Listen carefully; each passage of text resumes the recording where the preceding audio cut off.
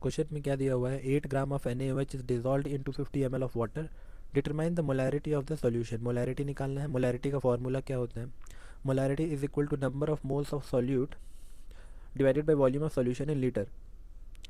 हम लोग को number of moles of solute निकालना है और volume of solution in litre निकालना है। यहाँ पर मास ऑफ NaOH कितना दिया हुआ है, mass of NaOH is equal to 8 gram. Volume of solution हम लोग को ml में दिया हुआ है, इसको लीटर में चेंज करेंगे तो 250/1000 लीटर हो जाएगा।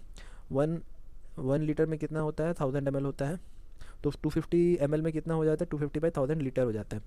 Number of moles of solute निकालना हो तो कैसे करना है, गिवन मास, इसका फॉर्मूला है given mass divided by molar mass. जिसको मोलार मास नहीं निकालने आता उसको कैसे करते हैं देख लेते हैं। यहाँ पर Na, O और H, ये तीन एलिमेंट मिलाकर ये कंपाउंड बना है। Na का अपना मास कितना रहता है, वो रहता है हमारा 23, ऑक्सीजन का रहता है 16 और हाइड्रोजन का रहता है 1। तीनों को प्लस करेंगे तो हमारा मॉलिक्यूलर मास या फिर मोलार मास जिसको बोलते हैं वो निकल जाएगा। तो कितना आ रहा है, इसका आ रहा है 40। ठीक है, तो 8 इसका गिवन मास है और मोलार मास दिया है 40।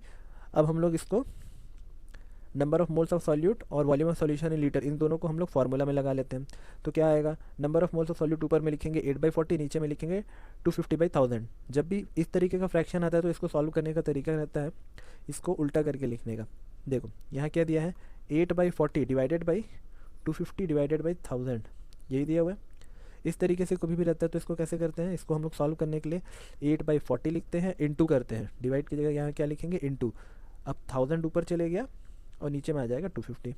इसी तरीके से सॉल्व करते हैं तो ये दोनों कटा, ये दोनों कटा, 25 × 4 कितना होता है, 100 होता है। तो 8 × 10 डिवाइडेड बाई कितना हो गया 100, तो ये गया ये गया, बचा कितना 8/10। 8/10 है तो कितना हो जाएगा 0.8 मोलर, ये हमारा आंसर आ गया।